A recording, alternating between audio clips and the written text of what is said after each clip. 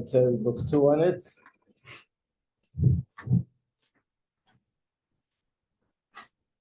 So we left off last week.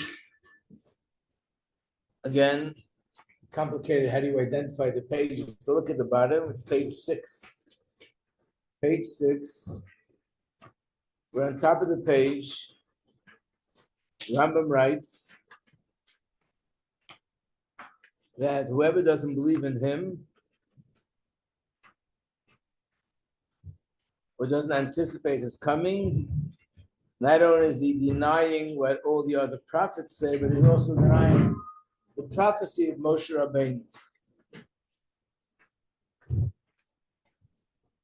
So actually, before we go further, there's a question here that people ask. Remember we said that the Rambam is, the point that Rambam is making is if a person says, I believe in the era of Moshiach, I believe in the era of redemption, I don't believe this idea that there's going to be one single person, and this person is going to lead that whole generation, and he's going to be responsible for everything happening. That part is something which doesn't sit comfortably with me. So the Rambam is saying, no, that's part of the belief, not just in the era of redemption, but that there's going to be a person through which Hashem will perform this redemption. So the question is, many people ask, why? Why couldn't Hashem do it? It's him doing it anyway. In other words, if someone would say to you, you believe that one person could sort of change the whole world like that? So first of all, the answer is yes, especially in the world that we live today. Maybe years ago it was harder to envision something like that. Today we live in a world where the whole world is all connected through internet, through all the social media, and we see, unfortunately, we see it in the negative. That one person can post something and you get hundreds of people to make a revolution or whatever. So it could also be that there'll be one person who will have a message which is going to be a positive message, and he'll be able to reach the whole world. If you saw one person who was Russia was a wicked, evil, savage in Germany that was able to unfortunately affect the entire world, but in a negative way, the same could certainly happen in a positive way. But the real answer to the question is, what do you mean one person? It's Hashem that performs this miracle, just like he took us out of Egypt, just like he had the 10 plagues, just like he split the sea, and just like he had man falling from the Shamayim, and just like he had a movable well, which is miraculous, all the miracles that happen in the desert, all the miracles we read about in the Chumash, all the miracles we read about in the books of Tanakh, Yeshua had his sun stop. These are things that are supernatural, and Hashem is not an issue with that. He created the world. He made all the laws of nature, and therefore he could adjust them according to his will. There was once a group of college students that their professor, who had a connection to the Rebbe, brought his students to the Rebbe, and they wanted to ask questions about Judaism. Once, years ago, I saw a lot of interesting questions and answers. One of the questions were, these were college students, they had no concept what a Rebbe is, and they said to the Rebbe very bluntly, they say that you could perform miracles. Is that really true? The Rebbe knew how to answer it in a way that would be a positive way. The Rebbe said to them, listen, your question is not about me. Your question is about the concept in general. Is it acceptable? Does it make sense? Can we really believe that there's a person that could perform miraculous things? And the Rebbe said the answer is very simple. God created the world. He created all the laws of nature. So clearly he's not limited by these laws.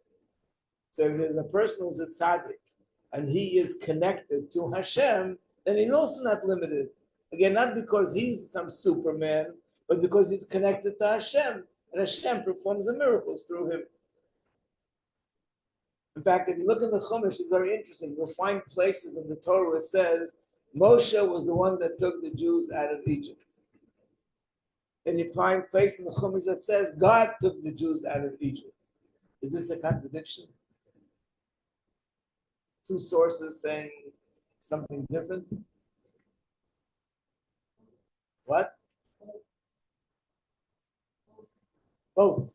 So two things were responsible? What does it mean, both? Right. Hashem took us out of Egypt, and he did it through Moshe Rabbeinu. He was the messenger. He was Hashem's agent. He was Hashem's hand through which to do it. And the same is with all tzaddikim, all the righteous people, the Baal Shem Tov, and all the miracles that they perform. Of course, Hashem is not limited by the limitations of nature and the laws of nature, and he performs miracles through the righteous people because they are the way they are, they're righteous. So the same is with Moshiach. So now we understand how it's possible. It's possible because it's Hashem, and Hashem is not limited to the laws of nature. So he can change the world, and it should be a totally different world the way we know it. But why? Why did Hashem choose that it should be through a person? Why couldn't he just do it himself? Why was it necessary to put a person in the middle? So the answer to that is, it's no different than the general question when it comes to Torah. Why did Hashem put Moshe Rabbeinu in the middle? Why couldn't Hashem just take us out of Egypt just by himself? And throughout the ages, all the Torah scholars, they're the ones who teach us Torah. Why can't we get all this information directly from Hashem himself? He had prophets, and people were debating, is he a true prophet, not a true prophet? Is Hashem really speaking to him? So Hashem could have done this easier and speak to every person and tell us what we need to do, and things would be more clear. Why did Hashem make it that only certain selected individuals are the ones that he speaks to, and through them it goes to everybody else? Yeah? One, I don't know if we could be like, all right, like be able to perceive God, like at the time I feel God when he spoke to us. But then also, it's like, and that's how the time I talked about, like how important a leader is, like to have a head of the generation that can like guide us in a certain way. Are you asking like why don't we all have this like capability of being able to perceive, or like? I'm saying this, I'm basically, really the question was about Moshiach. And people ask, first there are people that say, I don't believe it'll be a person. And then you show them, it says in the Torah. Right. Then the next question is, why? Why couldn't Hashem just do it himself? Why does he have to have a person that's going to be Mashiach, and he's going to be leading all these things happening? So my answer is, this is not a new concept. This is really basic Judaism, that all Judaism is based on the fact that Hashem took us out of Egypt through Moshe. Hashem appointed in prophets throughout the years. They guided us. They gave over his messages. Why couldn't Hashem, with everything else, do the same thing? It should be a direct message from Hashem that will be told what to do, how to do. Why did he have to make it that it's a person? And we have to trust that person, that he's really, truly, honestly, a shliach of Hashem. Same question. It's not just about Mashiach. It's a general question about Judaism. Yeah. Maybe to organize us into groups so we work together as opposed to each person. Now we have to come together to follow. And if it would be one Hashem, we'd also get together. What? Choice. What does choice mean? Oh, we should have free choice. We have choice. The question came directly to us. One is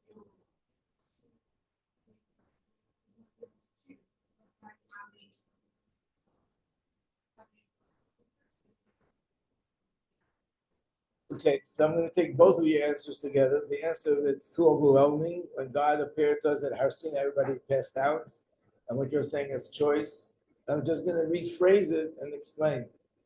Basically, Hashem chose to create a world, which, as we know from Chassidus, to create a physical world, a world which is the lowest world.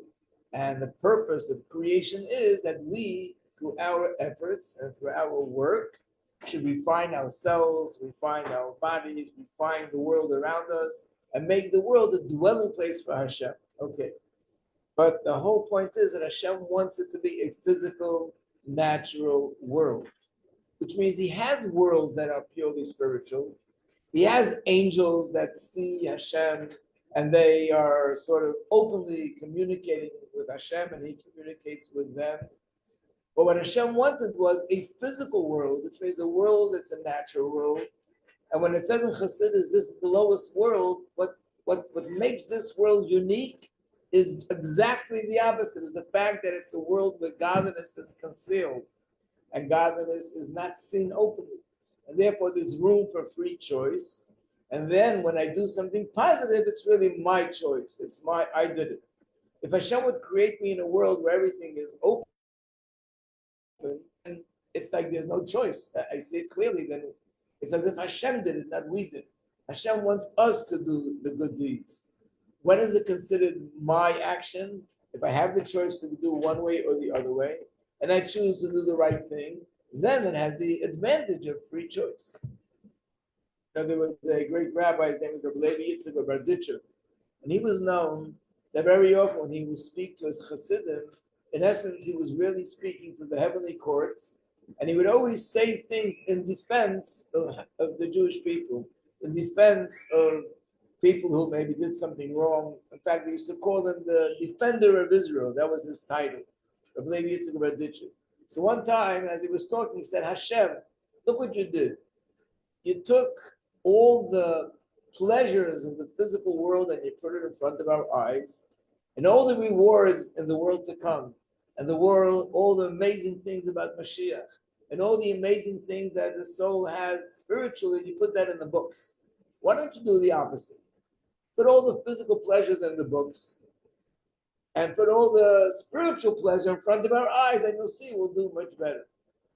But if Hashem would do that, this wouldn't be the physical world, which was the initial intention of creation. So therefore, Hashem created the world deliberately, a world that doesn't see godliness, doesn't naturally feel godliness. It operates by a certain system, which is called nature, so it doesn't even look like Hashem is doing it. And our goal is that we should reveal Hashem's presence in this physical world. Okay, so then everybody should be like that. Why are there selected people? And the answer is, if everything would be totally hidden, and Hashem would not reveal himself to anybody in this world, then the world would be so concealed and so hidden, it wouldn't be possible for us to really connect it. That's too much. So therefore, he had to sort of reveal himself a little bit, which is, number one, a little bit in time, when certain times there are miracles, Hashem reveals himself, and also reveal himself to selected people, which are tzaddikim, and the fact that there's a little bit of revelation of godliness in this world, then we're able to connect him and make that balance. In fact, there's a mashal that's given. Of course, anytime there's a mashal, it looks very simple and sometimes even childish, but they're very deep mashalim, and there's a lot of wisdom in these mashalim. But one of the mashalim is given that to understand this, like there was a king, and the king wanted to have water or liquid put into a glass. And basically he said, if I put in hot liquid, the glass is going to break. If I put in cold liquid, then the juice or the wine or whatever it is will get stuck to the glass. It won't be clean.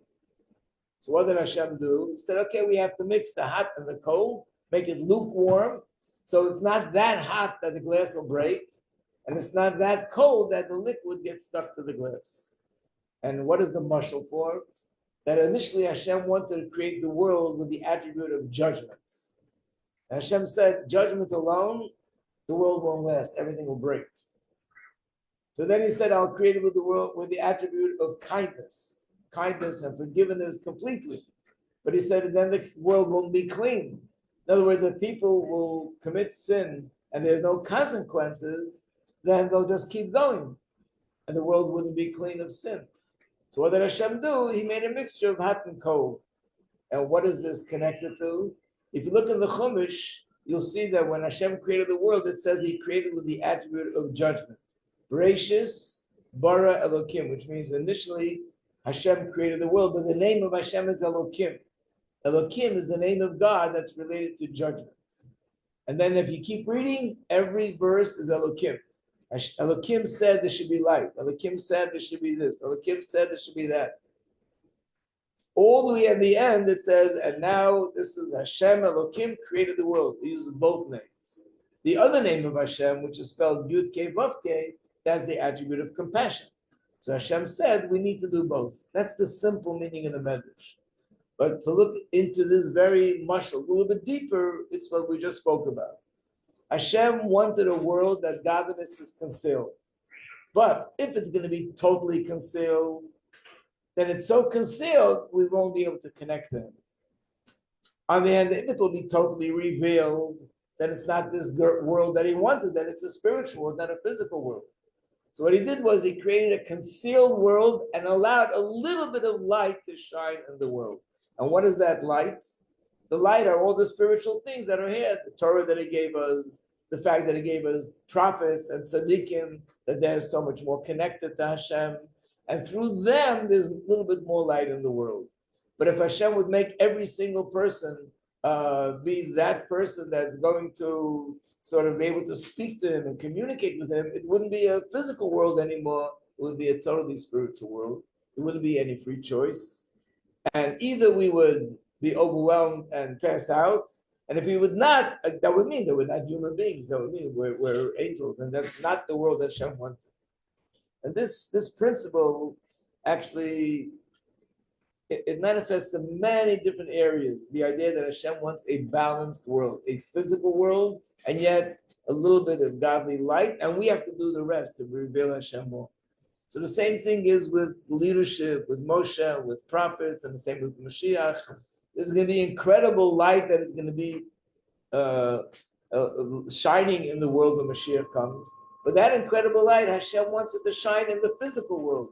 When Mashiach comes, we're not becoming angels. We're going to be human beings, the physical body, and we're going to be living and leading a physical life. So again, even though there'll be more godliness revealed, but the bulk of it will be revealed to Moshe, to all the righteous people, and everyone else will have, through them, will have that light as well. But that's why Hashem wants a leader. That's the way Hashem makes the world a balanced world. Is it clear? Any questions? Okay. So now we're going on to the next piece. And what the Rambam says here, so we're reading the top line. Again, we'll have to go back to the beginning of the line. Anyone who does not believe in him, who does not wait for his coming, denies not only the statements of the other prophets, but also the Torah and Moshe himself. Because the Torah itself testifies his coming. So basically what this means is, you know, when we have these charts on the wall, you can see the first column is the 5 books of Chumash. Bereshis, Shmos, Vayikra, Bamidbar, Dvarim. The next 2 columns are books of the prophets. It's all part of the Torah. In fact, it's all considered written Torah.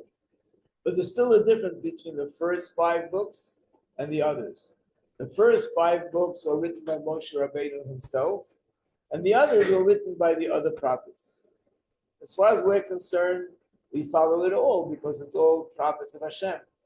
But still, Moshe Rabbeinu is still considered, even amongst prophets, on a higher level than other prophets. So if you can take a moment, turn back to the beginning of the booklet, where you have the 13 principles of belief.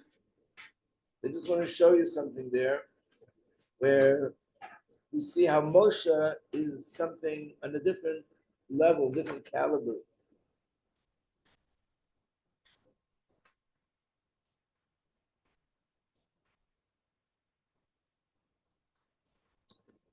Look at number 6.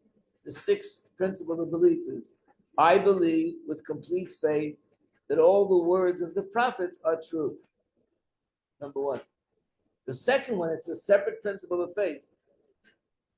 I believe with complete faith that the prophecy of Moshe, our teacher, was true, and that he was the father of prophets, both those who preceded him and those who followed him.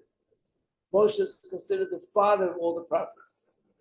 And basically, it's also very simple to understand that if one would not believe in Moshe, then automatically you don't believe in everything that's in the Torah, and you also don't believe in everything that's in the prophets.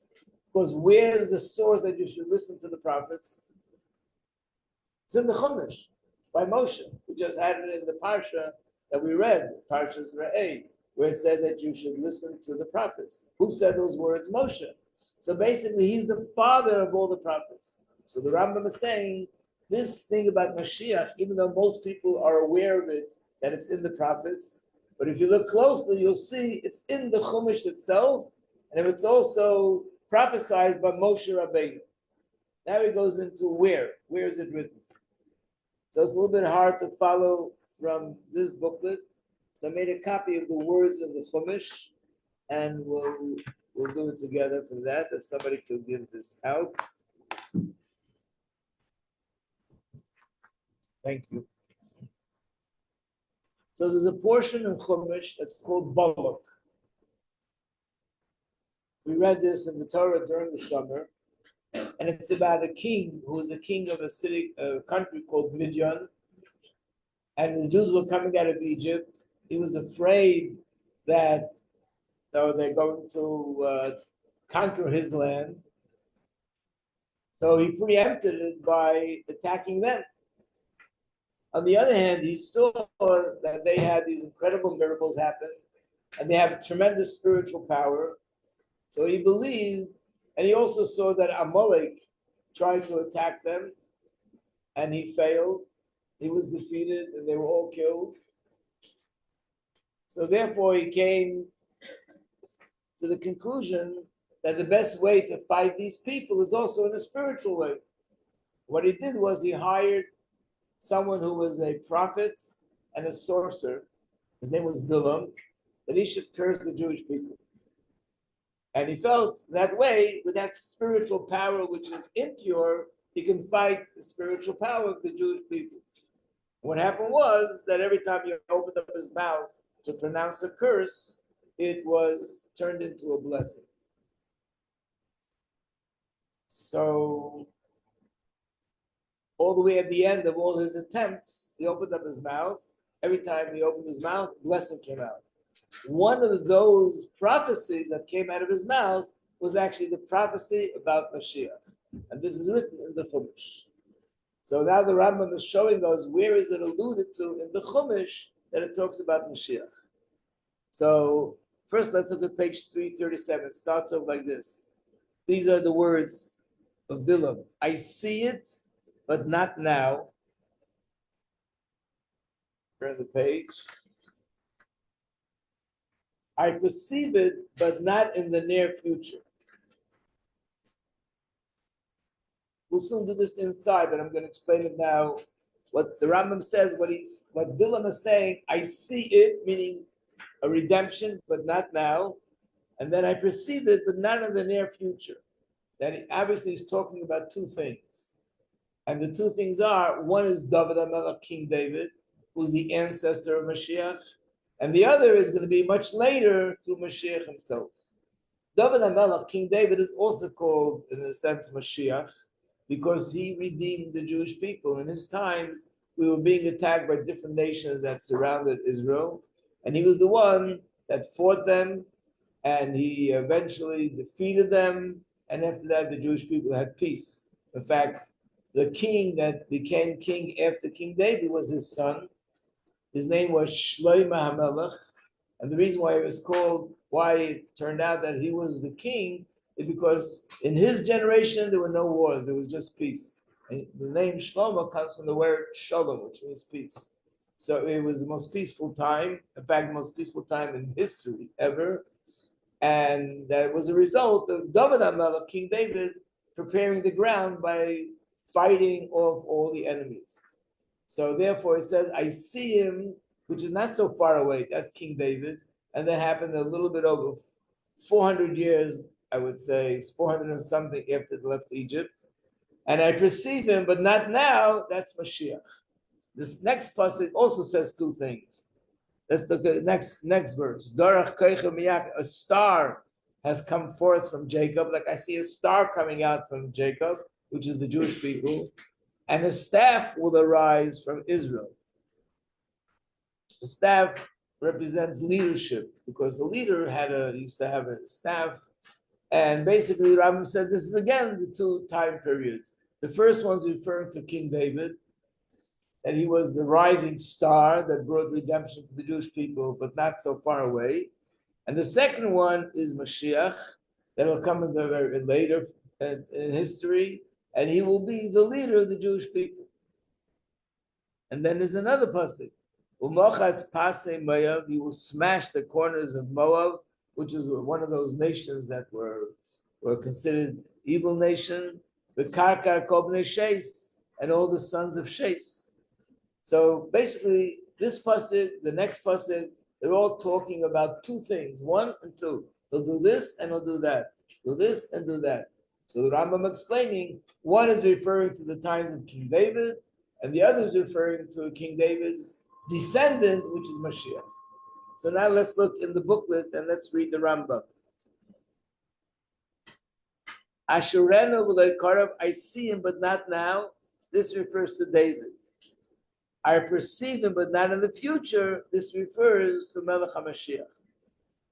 The next one, a star shall go forth from Jacob. So the Jewish people are sometimes called the children of Yaakov, sometimes we're called the children of Israel.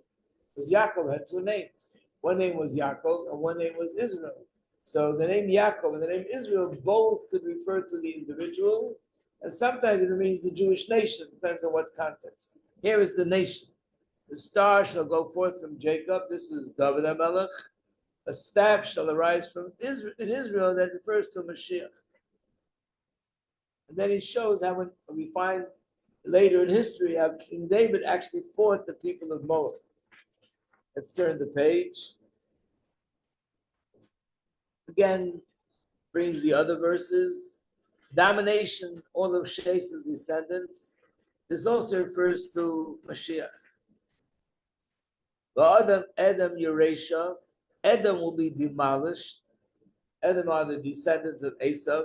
This refers to King David. And then when it says Eurasia, and ultimately Seir, which is the land of Edom, will be destroyed, that's talking about in the times of Mashiach. So that means that Mashiach is found in the Chumash itself, in the Torah itself, and it was prophesied by Moshe because he's the one who wrote the Torah as a prophecy about the future. So no one should say, oh, this is only from the prophets, it's not from Moshe. Again, really it doesn't matter, but nevertheless, Rambam wants to say it's harsher than if it would just be violating words of the prophets.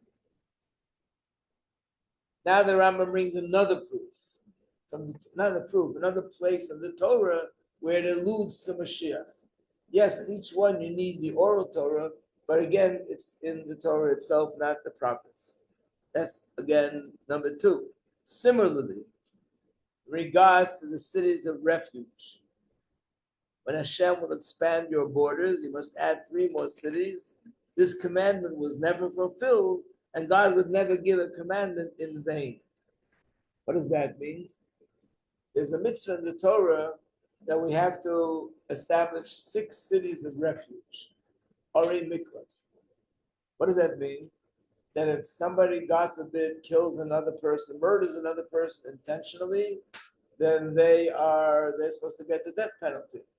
What if it was by mistake? And by mistake also, it matters. If it was a mistake, something which you couldn't foresee was more than a mistake, like a total accident, it's nothing.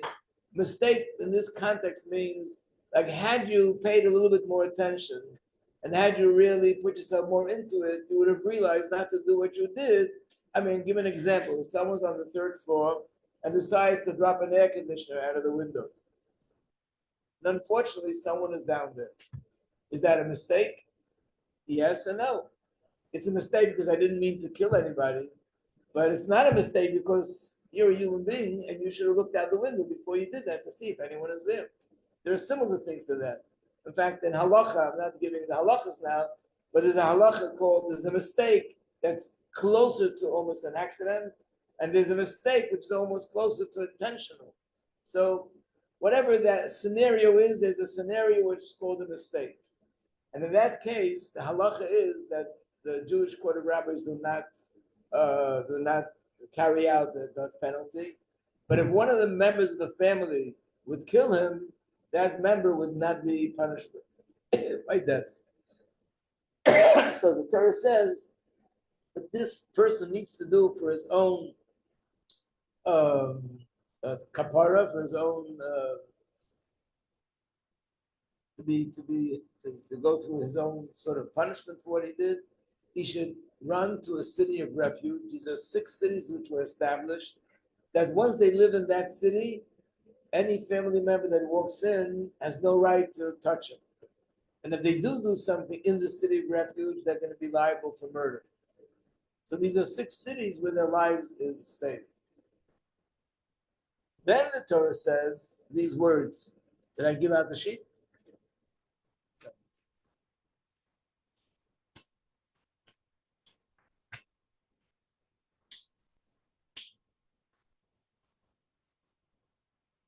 No, it's not this. Not this. It's not this. Okay. Yellow. Okay.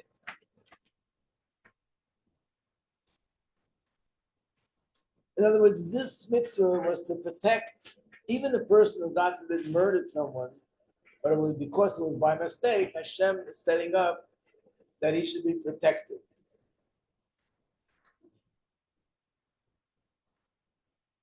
So this is in Devarim, Deuteronomy, chapter 19. Again, we just read this in the Torah recently.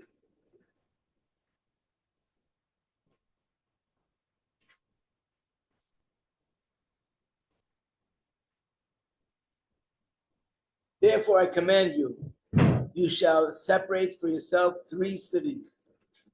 When Hashem will expand your borders, as he swore to your forefathers, and he gives you all the land of which he spoke to give to your forefathers.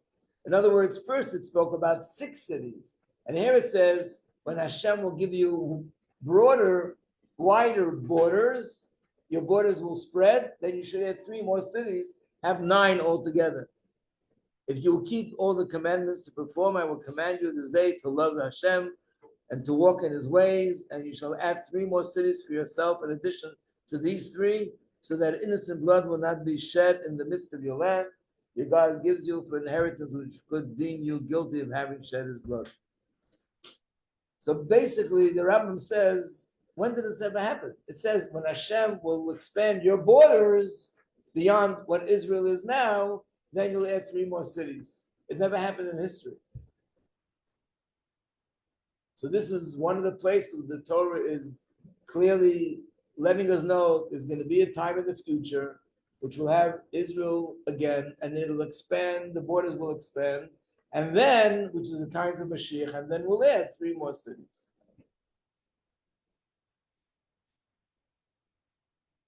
Only question is, what are we going to need cities for? The refuge, even more, Moshiach is here.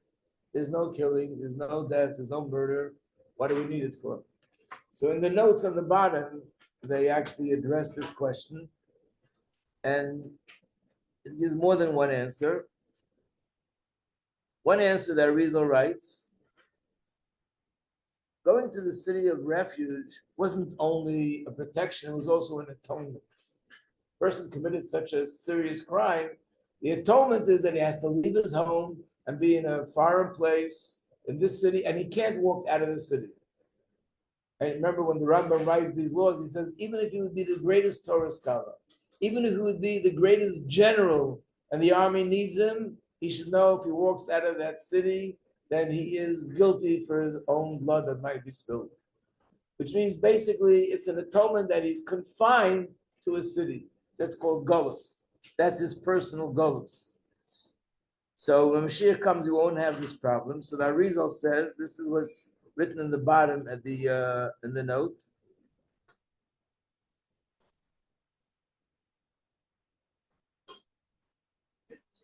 And what? Which page are you on? The same page, which is page 8. There's a story in Gemara where one of the rabbis did something by mistake. He committed a sin by mistake. What was it?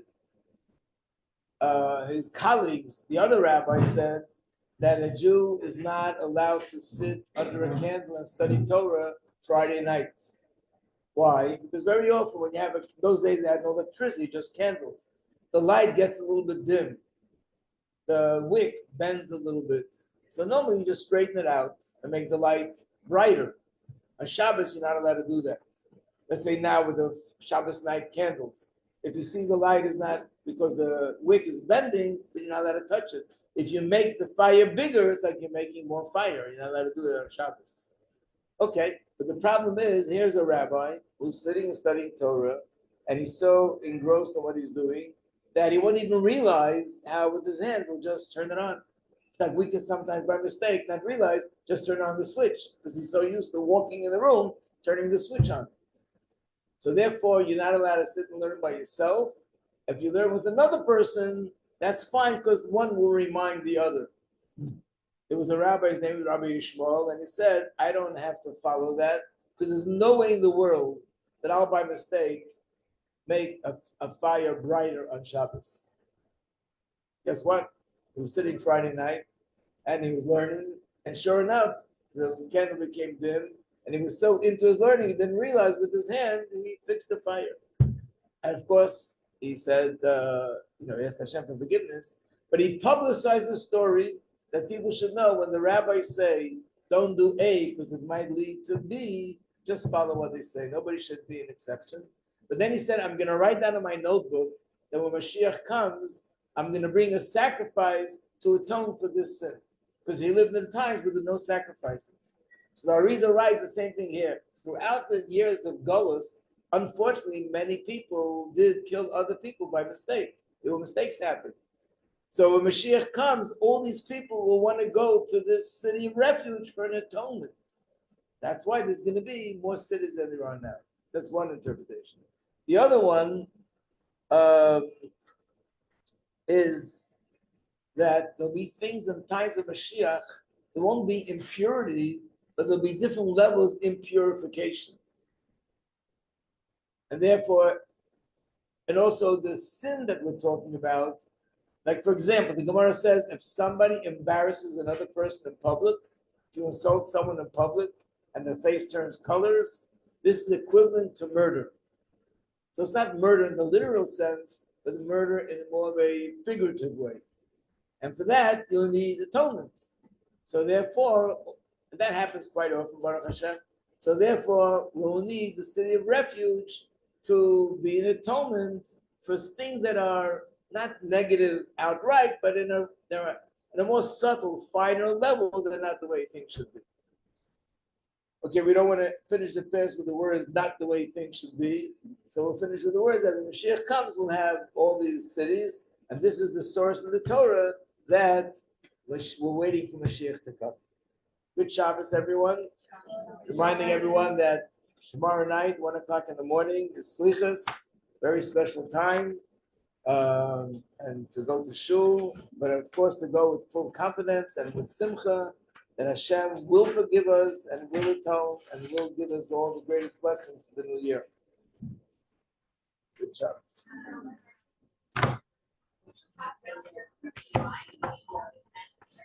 Thank you.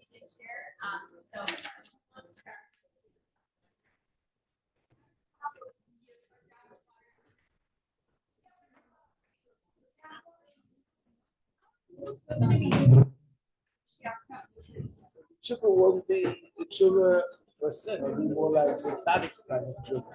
Oh, like this. Going to higher and higher levels of tradition. So, but those types of things will still exist in Mashiach here, like saying like you embarrass someone so much that their face is still colored.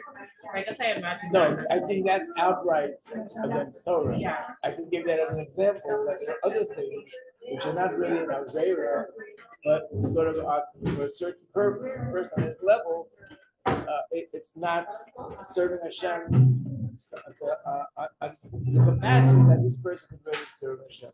And so those people would go to the cities. In other words, there's something that might be considered a kind of a deficiency spiritually, even though it's not an Avera, and for that, by going to the cities, it'll be a spiritual kind of atonement for something which was done, which is not an avera, but it means I'm a result that I'm lacking in the spiritual level. Why do we know that when it says the borders are going to expand, that it's talking about Mashiach? Why can't the borders just expand without Mashiach? Because it never happened. So it might, but like right now, the borders are already expanding. Right. So basically, it means to say that Hashem promised that there's going to be a different time in the future that things with Eretz Yisrael will be different than they are now. I mean, we know about Moshiach from the books of the prophets, right? Yeah. But he's saying it's also alluded to in the Chumash by saying those words, and we know that there's going to be a time when not only will have Eretz Yisrael again, we'll have it with with more land.